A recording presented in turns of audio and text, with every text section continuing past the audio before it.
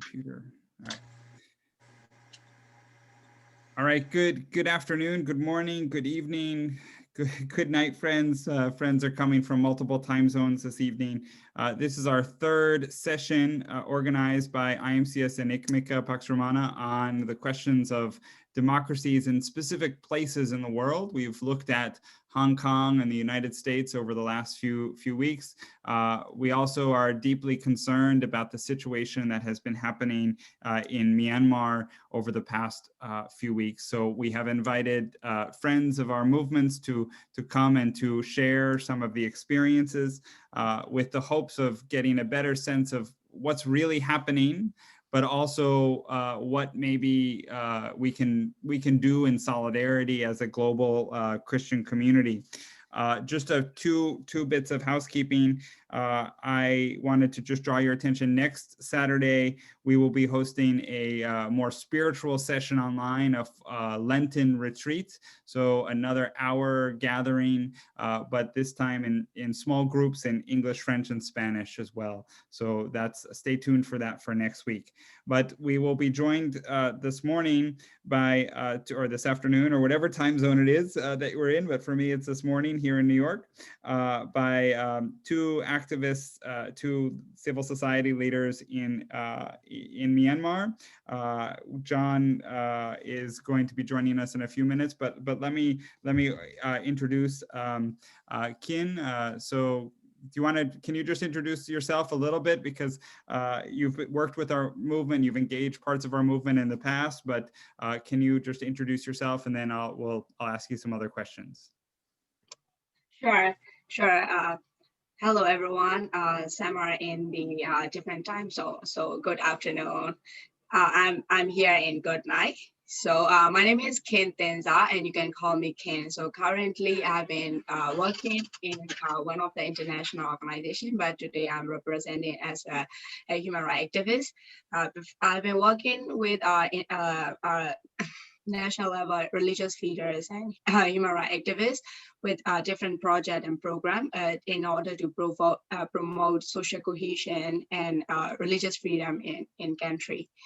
So today I'm a bit about sharing what is happening in our country and like how the people have been suffering from the current situation. So like first, thank you very much for having me in this webinar, Ravi, and the Pax Romana colleagues. Yeah. Great, thanks. So some of us at the table here have a sense of what has been happening in Myanmar over the past few years, or maybe have been following the international news reports over the past few weeks. But some of us here maybe don't know so much about the context. Can you give us an overview over what has happened over the past month? Not a whole history on the country, but what's been going on in the past month, and how have you been involved? Yes, that our country has been, I think last year, November, we have been held the general election. So currently the winning party was chaired by State Councillor Daw San Suu Kyi. So at the time, the NLD party, National League of Democracy, which is winning, and they are going to start a new infrastructures in the 1st September, that the parliament will be going to start it at the 1st February. So there is like unpleasant news, so that the military declared that on the 1st February, the state of emergency. So the reason behind is they declared that there is an election fraud by the union election committee, and together with the NLD member. So the previous 2020 election, the NLD has been winning over 329 seats in the parliament. So this is the military, they cannot accept that the result. So they declared that is the fraud happening in there. So, and the 1st February midnight, they detained our state councillor and the president, and together with human rights defenders and political prisoner, including the monk, they detained it.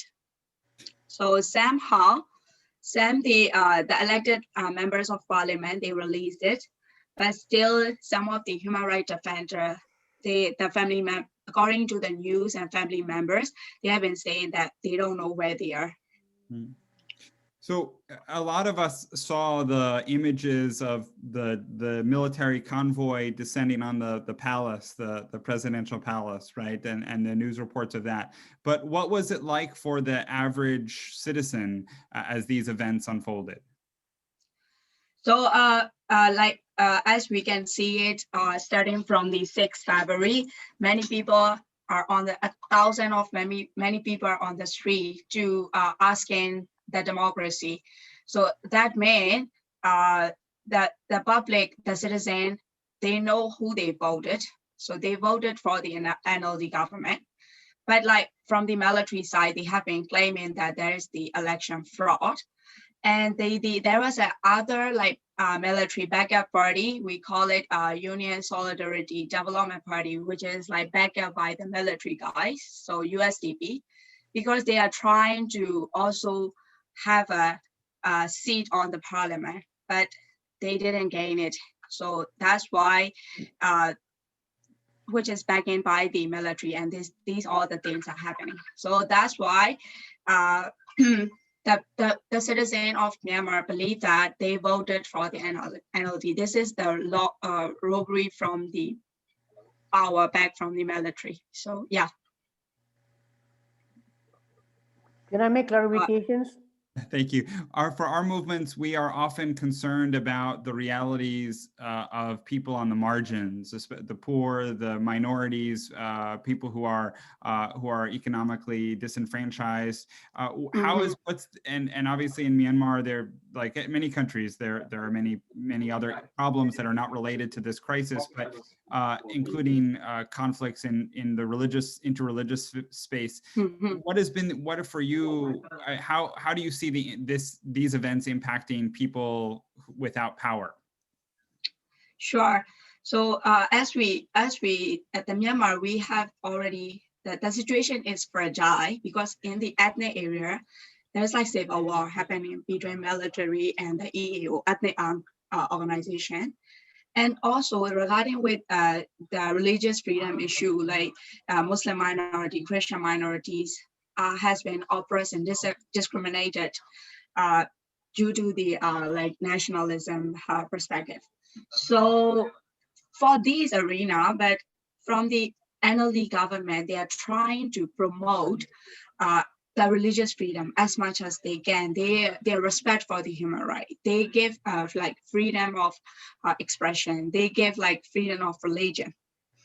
But the most worry about the situation, the current situation, for me as a religious minority, I feel there's going to be like the situation as we have happened last 5 years ago. We cannot get it. That similar situation, the rights and everything.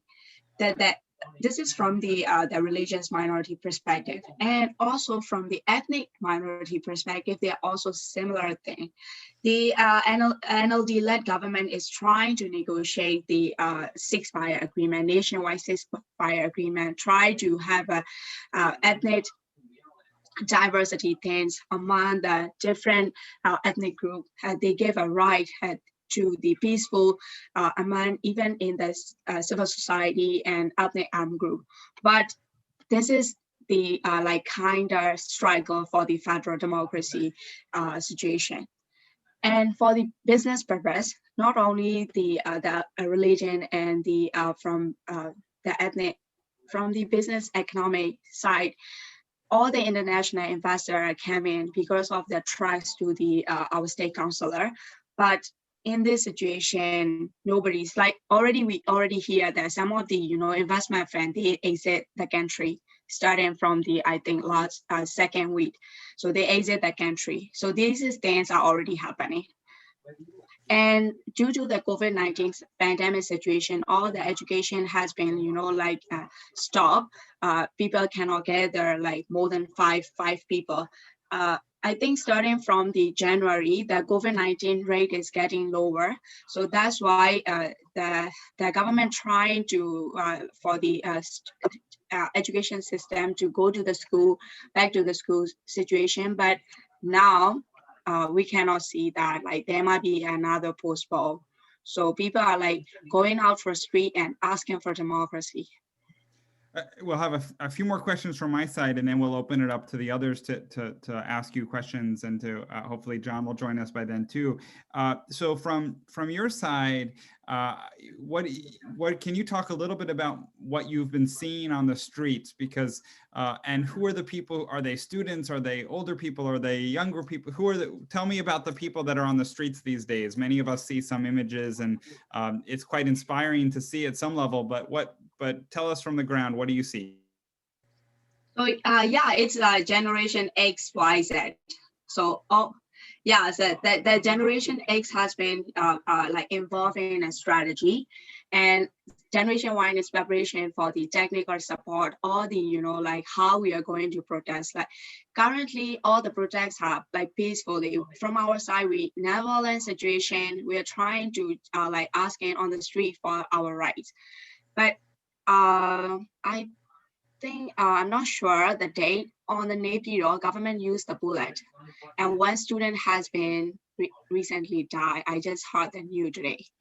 So the bullet inside her head, and the situation is really worse. And government used the like actual bullet. And I think last Tuesday, on the another big city, Myanmar, they used the rubber bullet to crack down the protests. So in mentally, they use the water cannon to crack down the situation. So currently, the Generation Z is using like, you know, like raincoat, umbrellas, all the, you know, like a preparation in advance, because they are also, you know, like communicating with Hong Kong students, like learning from their experiences. Wow, that's really an interesting insight. The generational perspective you put there, and I think I'm glad to hear that Gen Xers are also involved, as one of them are involved in the strategy and are working. But good to see the younger people on the street. You know, one of the questions we've been asking ourselves is, and this is a question very strong here in New York, in the US at this moment, but also I know in Hong Kong and other places too. What do we mean by democracy? You know, what is it? It's a big question without getting theoretical, but very practically for your side and the people that join you on the streets. And luckily John is joining us too, and he could help you out here. But what do you think the people on the streets mean when they say democracy on their banners? Yeah. So this is the argument that I have been, you know, argue with my friends. So for me, like firstly, I would say that I am standing for injustice. I am standing for dictatorship. I'm standing against for the dictatorship. That's why I'm go and protect for that. But from the other side, from the perspective, they go out and ask to release that Aung San Suu Kyi.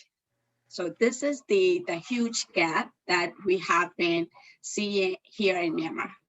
So like when I saw many people, like they are going out for, because the military detained the Aung San Suu Kyi, the state councillor Aung San Suu Kyi, because she is our leader. She can only you know, like guide our country. I can definitely agree with that. But for me, like here in Myanmar, like democracy, it's quite different perspective. So yeah, it's we do have like a lot of, you know, like argumentation about here. Even in social media, there's a lot of, you know, like fake news, cycle war happening, because starting from yesterday, there was a situation the government started tricking it using the Rohingya.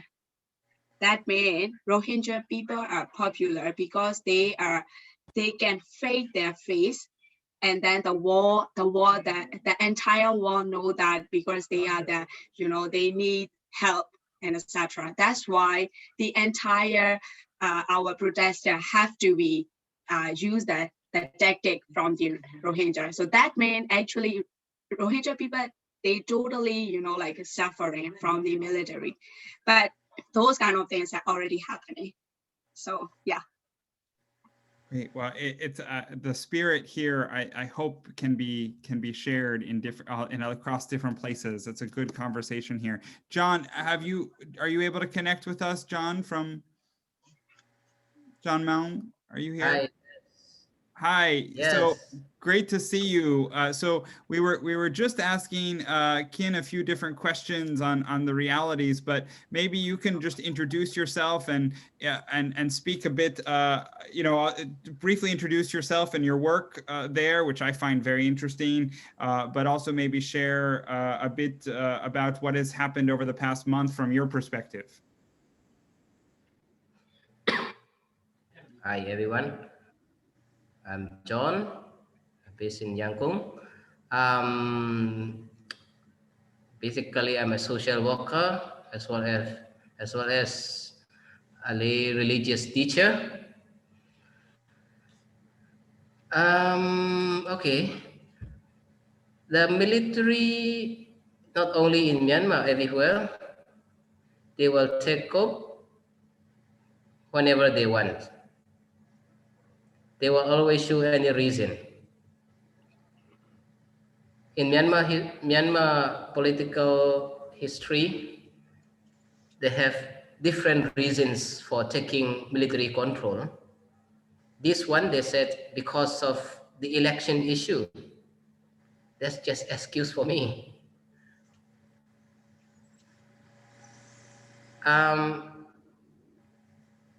According to the 7 rumors, which was masterminded 20 years ago, we have elected president and cabinet. However, the military drafted that constitutions. They said this democracy, so it's hard to believe. They allow the multinational parties for election. Well, the NLD led by Aung San Suu Kyi has been very strong, and her party won in the general election. Anyway, the military drafted the constitution and every control is in their hands. So the NLD is just like a CEO. The military is the boss, the owner of the company. As an ethnic person, I belong to minority group. Like me, many ethnic minority people see that the so-called NLD and the military are more or less one. They are more or less the same. Whoever is the government, the same thing. Like the Rohingyas issue. Either NLD, National League for Democracy, or the military, the same. The issue is the same. They are persecuted.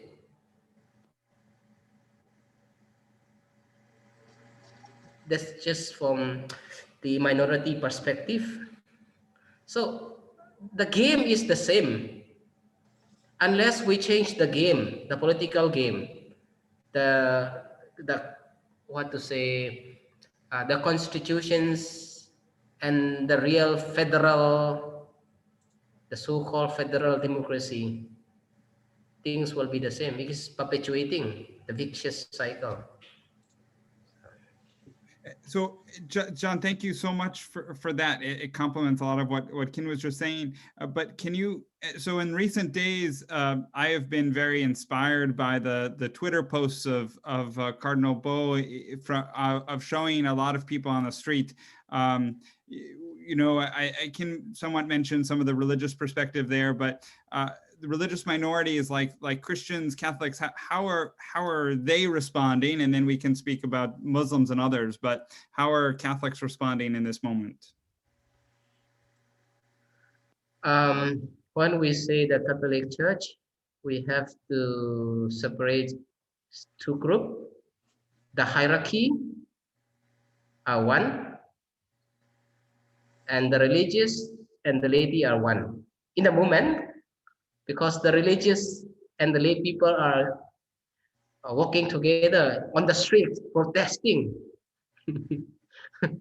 From the part of the hierarchy, the bishops, out of 16 bishops, only one bishop from Mandalay, the central Myanmar, go out of the cathedral and showing the solidarity, protesting. And a lot of priests from his archdiocese and nuns, the sisters, join the protest because the bishop himself support this movement, civil disobedience movement. From the Catholic Bishop Conference of Myanmar, they issued directive and some letters.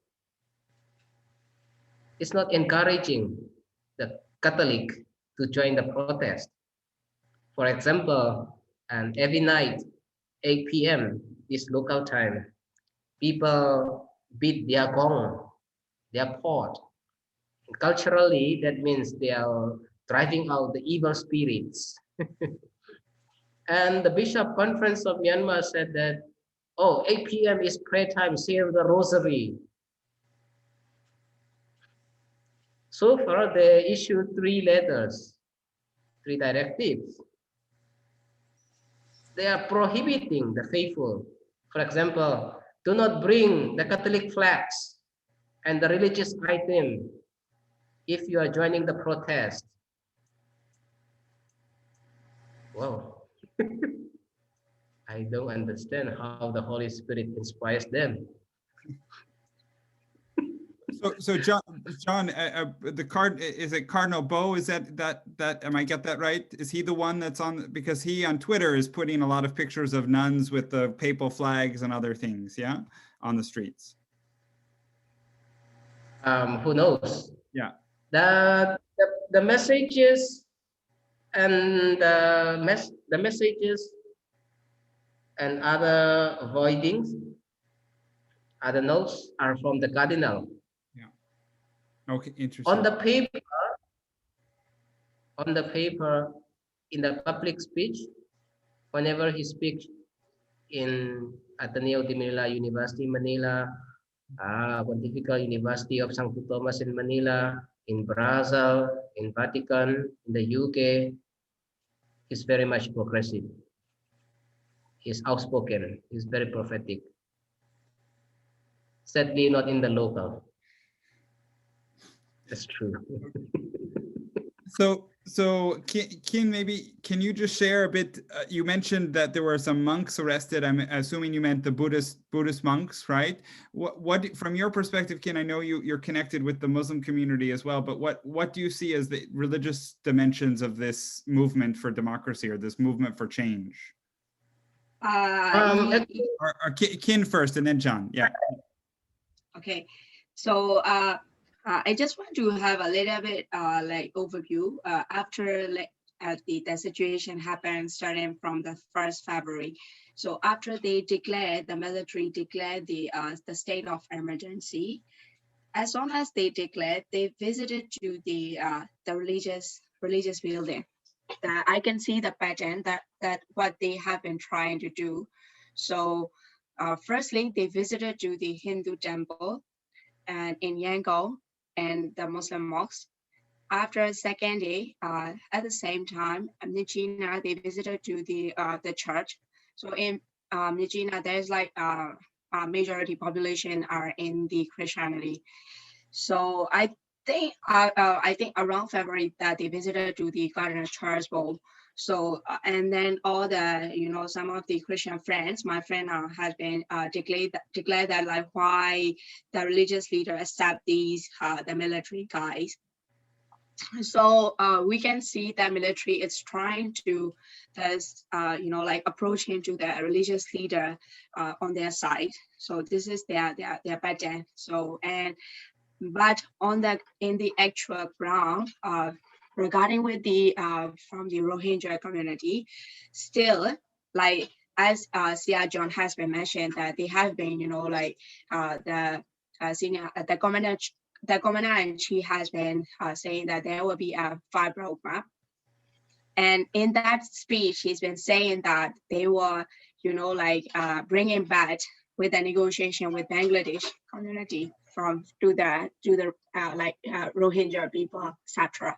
But recently, due to the limited access from the travel from the Rohingya people, they arrested. And so this is what has recently happened. That it's already impacting. They on the speech they have been saying that they were returned back from the Bangladesh, but some people travel from the Rakhine state to the other region, they arrested. So yeah, on the ground people are trying to present as I am a Muslim, so like they want to write it in the Myanmar Muslim the protester group, blah blah blah, but in the reality there is the fear. If there is something happen, the Muslim community can be directly impacted. So for me, I personally don't distinguish as a Muslim Muslim protester, because if there is happen, yesterday the government trying to release all the Mabada, which is nationalist group leader, from the prison. So these all will be the trigger in the a protester group. So who knows what will be the happen. So if you are presenting as a minority during your protesting. Yeah. Okay, thanks, Ken. John, what did you want to add to that, or from your perspective? About the Muslim? Yeah, and the religious leader? Yeah, the interreligious question beyond just the Christian, from your perspective. Yeah. Well, the military dictatorship has no religion. They just think if these people, particular group of faith and other ideology, they are sportive or not. So from the Buddhists, the first thing they did was arrest the progressive one, the monks, the prominent monks who are always revolving, criticizing about the military dictatorship. They were first arrested.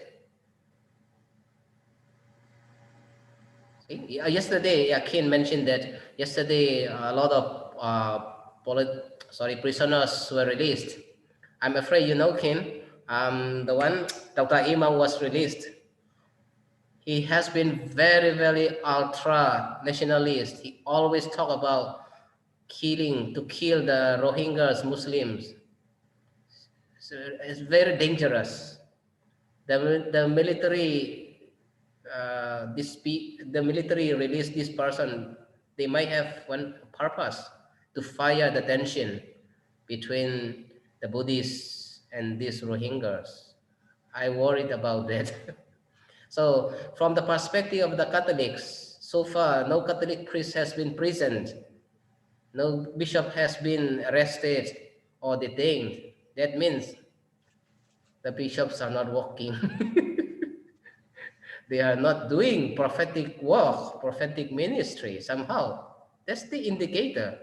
Like the Cardinal Zen is very progressive. In Vietnam, Cardinal Nguyen Tuong, Francis Xavier Nguyen Tuong, and in China, many bishops, priests were arrested by the communist government. So in Myanmar, the lip service is very nice. You will be reading on the internet, on online, or Twitter, or YouTube, or whatever it is. In the reality on the ground, we are not allowed to go out. Just say rosary. See, imagine, that's reality.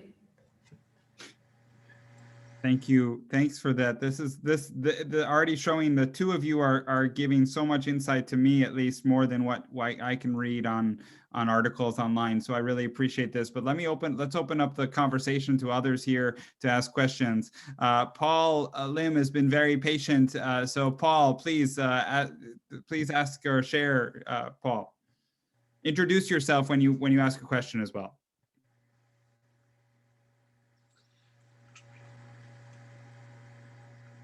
Paul, you are muted.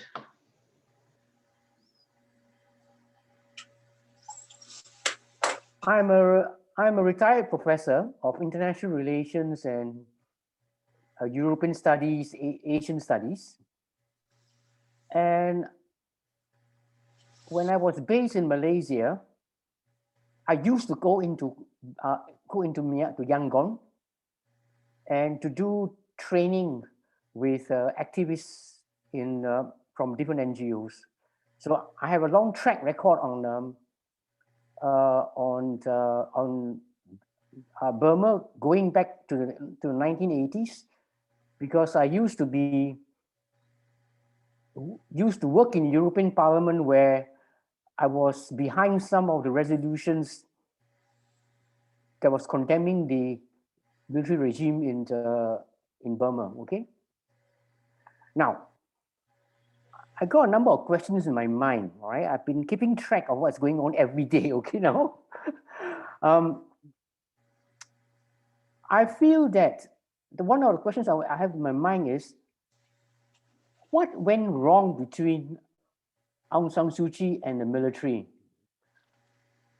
I read that there was 2 million people who were disenfranchised from voting in the last elections. And did she do anything to make sure that she will win overwhelmingly by manipulating the elections, right? I mean, all leaders that I know will do what they can to make sure that they win. Okay. Now, of course, I'm also well aware that I think she's a very arrogant person, right? She doesn't consult people around her. I mean, she thinks she's the queen of Burma, right? In that sense. So my impression also is that what has happened, the faults, I mean, if you want to put any blame, is on both sides. It's also her own behavior, as well as the side on the military, of course. I mean, of course, it's clear that the 2008 constitution makes the military the boss of the country. There's no doubt about that, right?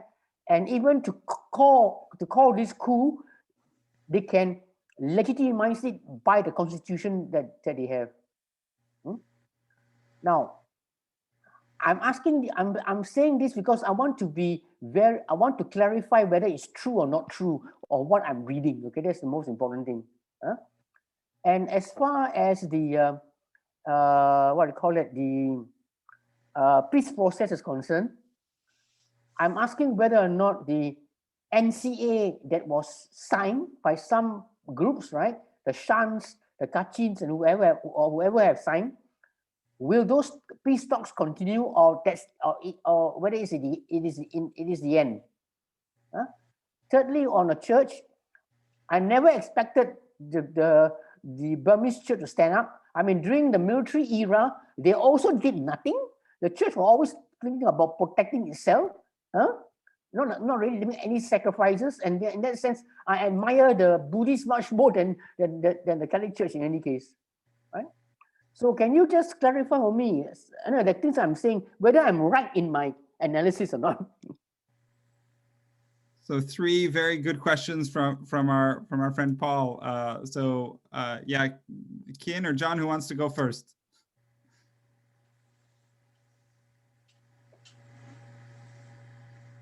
Kian, you go. You're smiling. These are very good questions. Firstly, yes, yeah, Paul. Some of the point that you has been mentioned about, she is quite queen. The way she is that you let me borrow your word, like arrogance. So actually, yes, they have been trying to negotiate between the military and the NLD-led government during past 5 years, but the people has been saying that they feel it. This is the like the NCA question, the NCA things. The previous the government, and they have been doing it, like, correct me if I'm wrong, Sia John, it's about like 3 times, right? That Penlong like ceasefire meeting has been hosted, but the EAO, they are not quite happy on that, because that the negotiation is not really satisfying on the both sides, because like whenever the commander-in-chief came into the meeting hall, and he has been like dominating from the Burmanization perspective. So these all that happened, and I am not sure, but on the commander-in-chief speech, the 5 roadmap, one of the like ceasefire negotiation and nationwide ceasefire agreement will be continued. This is what he has been mentioned that. So we can say that from the NLD government, the key challenges that we are currently facing is we don't have a second line leader. She is the only one person from the NLD side. We don't have like second one like after she. So that's why we are now, these things happen and we don't know who should we follow it. And that's why they know the trick and they just like do it, grabbing her and like detain it, and they have a power and they can do whatever they want. But the current situation, which is quite interesting, is they are trying to amend the law. And currently the popular one is cybersecurity law. They are trying to, you know, like with the geopolitics, the supporter from the China government, they're trying to, you know, like build a firewall to you know, like we were just like living in our little war. We cannot able to use all the, you know, like a Facebook, like using VPN, we can be arrested. All the criminal, we are breaking, even like without privacy, even all the businesses like a state company, we cannot implement inside the country due to that cyber law, which is directly, you know, like abuse the human right. So yes, these things are happening. I mean, I'm not sure, like, am I answer the poll question? Like, Professor, you know, like you have been, you know, learning that all the, you know, the situation like tracking down after 88 and the government changes. So this is the like things I can answer for now. And yes, exactly. But the NLD government is like, I will just like repeat, enforce the point from the Sia John. It's a similar strategy that even Aung San Suu Kyi stand on the ICJ, like International Court of Justice, and saying that there is no, you know, like crime against humanity in like Rakhine State. But now, like people in Myanmar asking for help from the ICJ and ICC, the international community forcing, you know, like commander-in-chief and all the military kind of like International Court of Justice. So, but at the time, they just, you know, like protesting and they are helping, you know, the state councilor. But now, all the, you know, at the time, people are, you know, against no UN, no ICJ, no ICC, etc. But those guys now asking help from the international community. This is what we are currently facing now. Very interesting, John. And then we'll take another round of a few questions. I thank you, Paul, for your good questions, and thank you, King. Well, what's wrong between Aung San Suu Kyi and military? For the question, from the perspective of ethnic person, I think nothing wrong. They are the same. Aung San Suu Kyi seems to be very nice when she was activist until she become powerful. I'm looking back the history when she was studying in the UK, Oxford. She could never join the Burmese community the Burmese student union or whatever it is. She always said, "I hate the Burmese. I hate the Burmese." Like the children of the son of Utan, they used to say, Aung San Suu Kyi keep on saying she hates the Burmese. She hates the Burmese culture. Perhaps in her mind, she has some kind of trauma because her father was assassinated by the Burmese. Imagine if her father was assassinated by the other ethnic minority. Whoa, oh my God, I couldn't imagine. All the problems in Burma has been a problem between the Burman, these Burman people. All the consequences, we, ethnic minority, we suffer a lot. So psychologically, she might have a problem, this kind of. And only in the 1988, she entered in the field of politics. Before that, she's just a housewife. She has no political track record. That's one thing. So what's wrong with the military? She's also from military. Min Aung Hlaing is from military, the military union.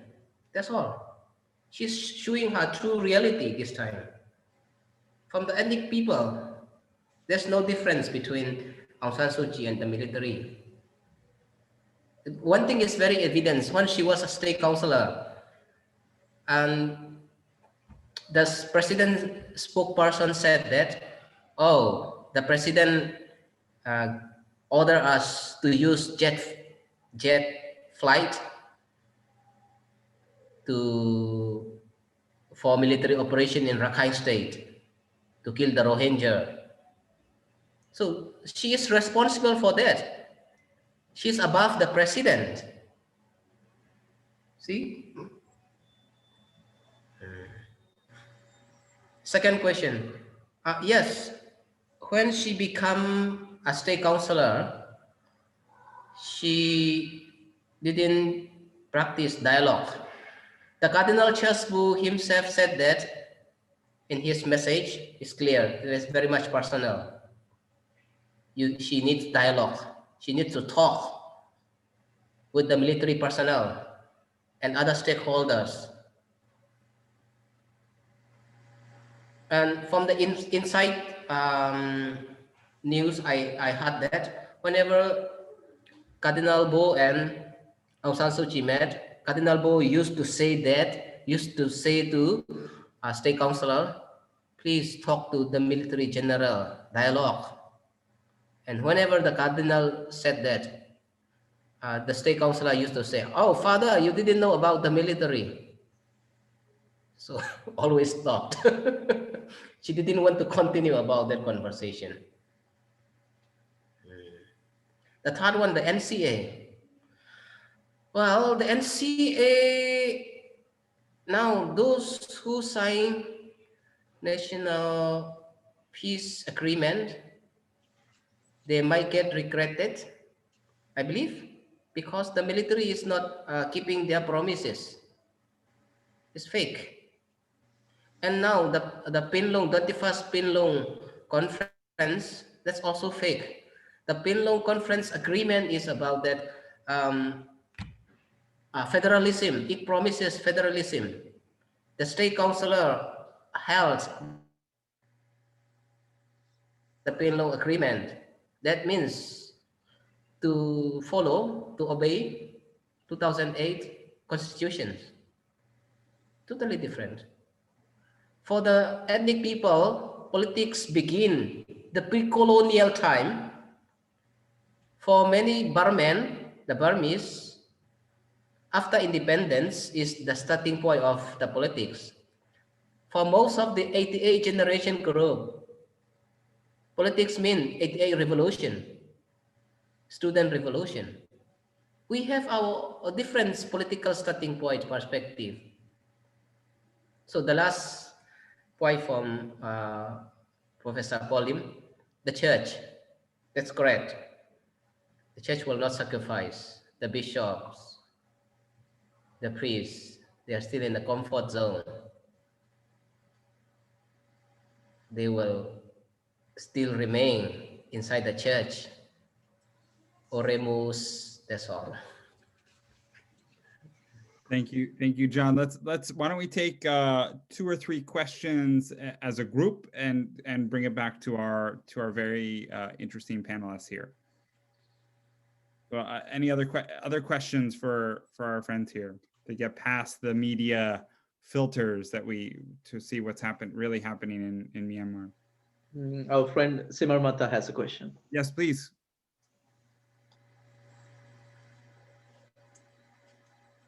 You are muted. Dr. Simar Mata, you are muted. Yeah, you have to unmute. Yeah.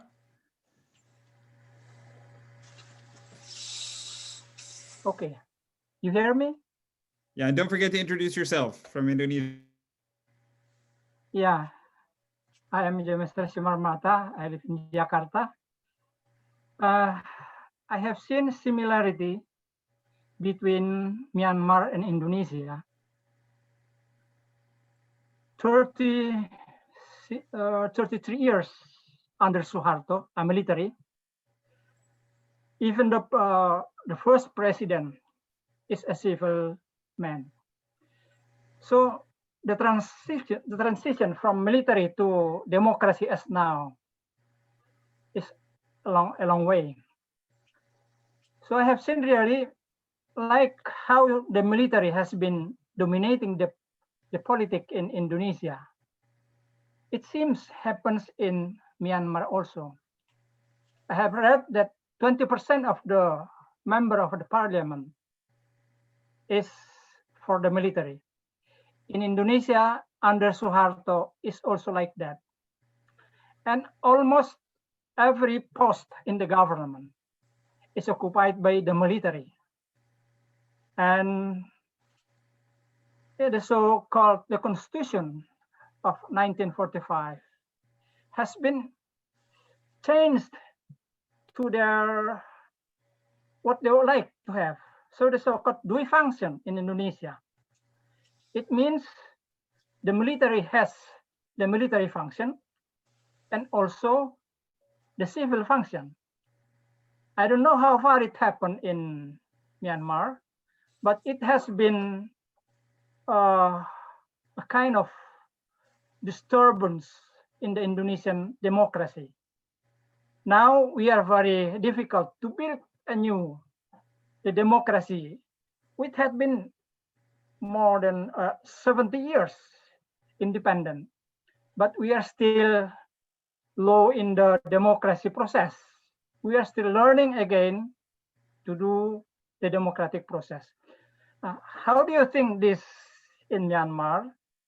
Do we have also such as we have here, that the military has been dominating in all sectors, in all fields? Do you have that? Is it only that the military has been 20% for the parliament, or do you have also such occupation in public function, in governor, or something like that? That's my question. Thank you. Okay, we have one question there. Marvis, we'll take 2 questions and then go back to the panelists. Marvis, do you have a question? I see your hand up.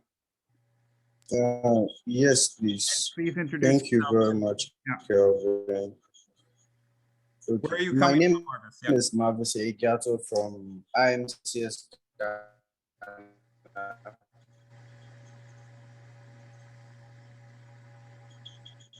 It's good to really see our youth and various generations on the front and demanding for what is rightly theirs.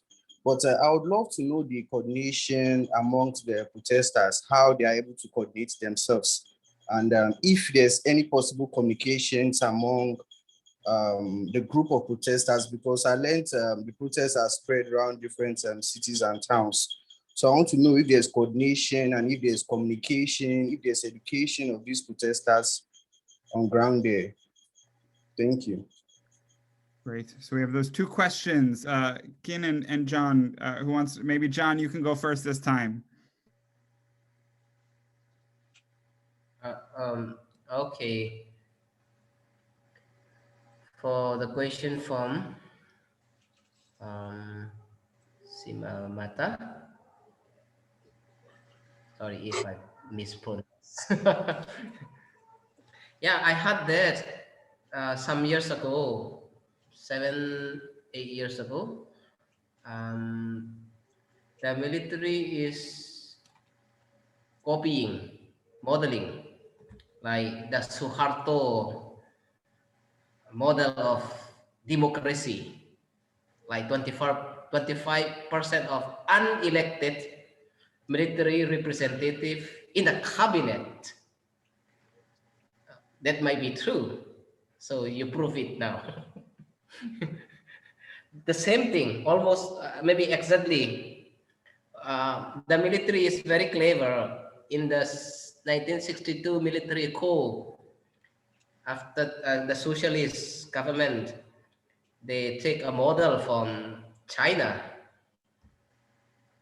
Instead of taking the US federal democracy modeling style, the China supported the Communist Party, and then they adopted the constitutions and the ruling system of China.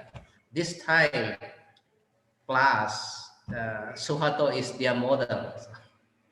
For the questions from Mavis, I do not hear clearly well, maybe because of connection. I think he was asking how civil society leaders are actually coordinating with each other and communicate. How are they organizing? How are they communicating across the country? Yeah, good. For the moment, I do not know clearly. All the civil societies are joining. We do not have a clear leader. Before, we are so much dependent on the leaders. This time, everybody is the leader. On the street, they are shouting, protesting. Very surprising, this generation. Huh?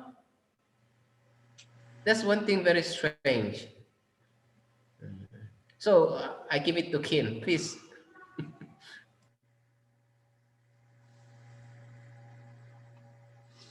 Yeah. Regarding with the Indonesia, the transition from military to civilian government, quite similar. That the style that you have mentioned, there is like 20% of military are sitting in the cabinet.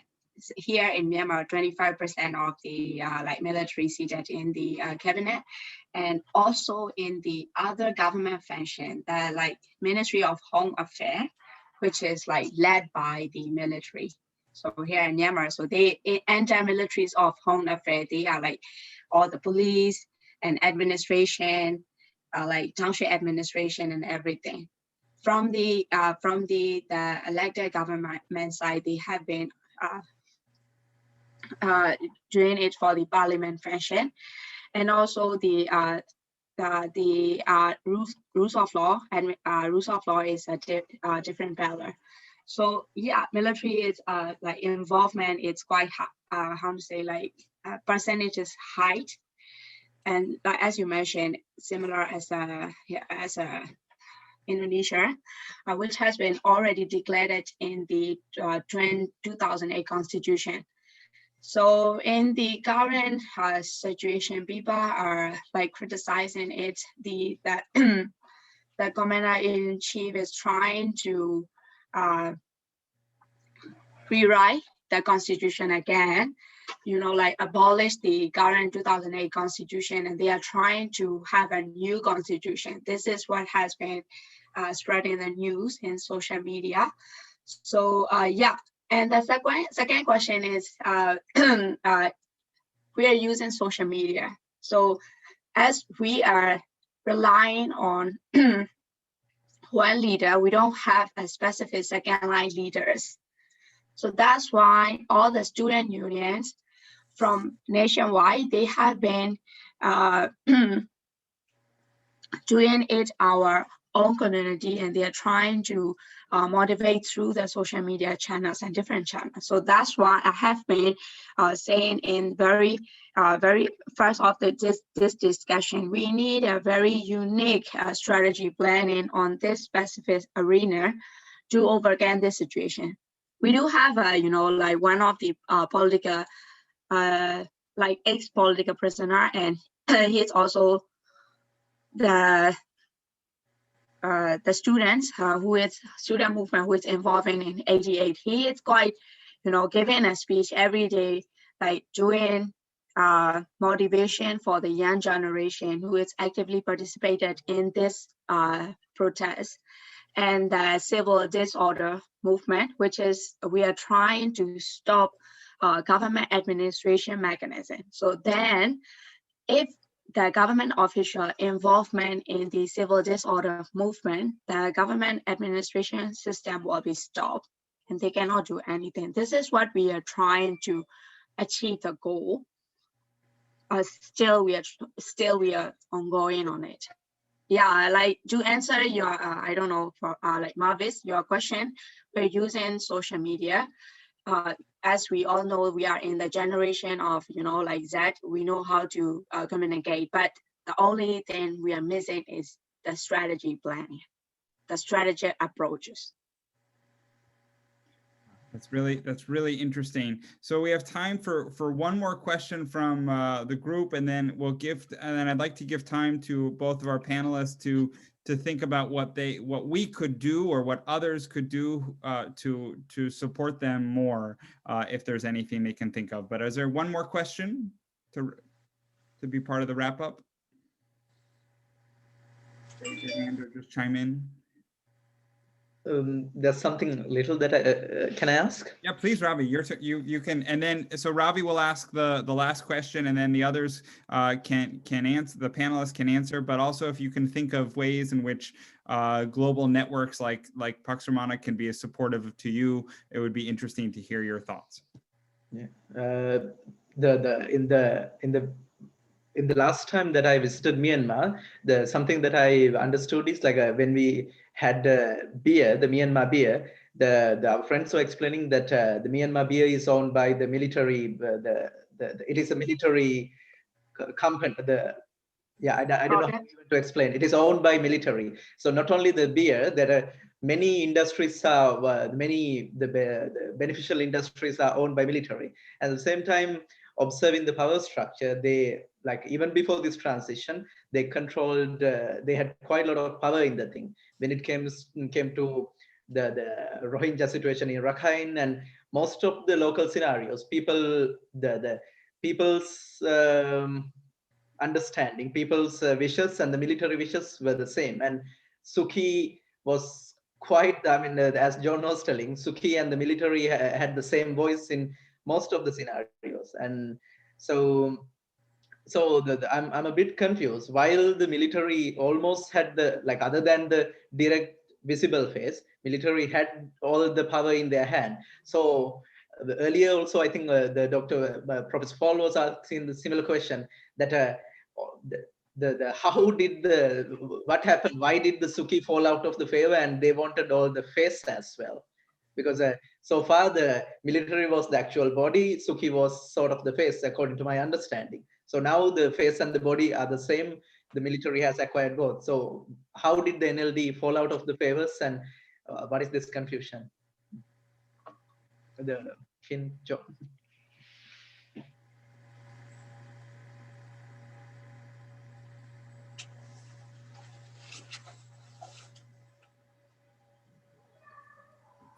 Ken, please go. I mean, honestly, I don't have answer on that. It's honestly. So yeah, the power that they have been handed to NLD government on 2015, which is quasi, just like whenever we wrote in the international news and everything, it's just like quasi-civilian government. They don't have like entire control from the NLD government. So there is like a kind of a negotiation between the NLD and the military internally that we cannot imagine what is happening. From my perspective, the citizen of Myanmar, they trust Aung San Suu Kyi because who is the daughter of General Aung San, and she can also from the international community side. She is winning Nobel Peace Prize and all the trust. Like if she lead our country, we can have like kind of economic investment and everything. So those kind of trust that she gaining from the public, and from the how to say, like, we can say that culture, or like people of Myanmar, they are trying to faith on the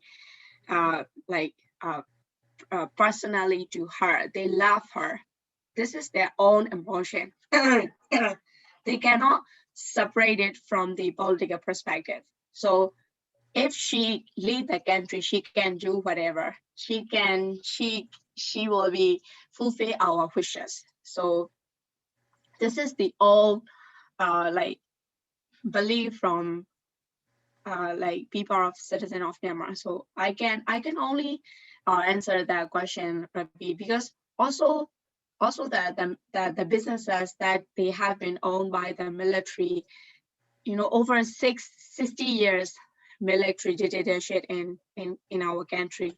So they are families and everything, they are rich, but due to sanction, they cannot, outside of like West and other country, they just only visited to the like China here and there. So yeah. John, any last thoughts or last words with some hope there on your lap?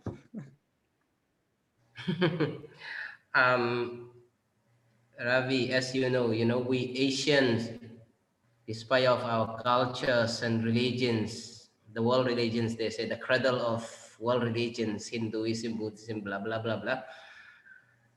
However, we Asians want to affiliate with power. Those who are powerful, we want to belong to that group. That's very much a weak point. So Aung San Suu Kyi was very famous in the 1988 revolution. So people, those who hate the military, wants to affiliate with her. They want to support her without personal conviction, no principal politics. That's very much Asian, sociologically speaking. Wait. I will talk. Okay. Wait.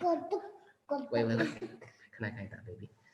And the problem I see is like hero worship.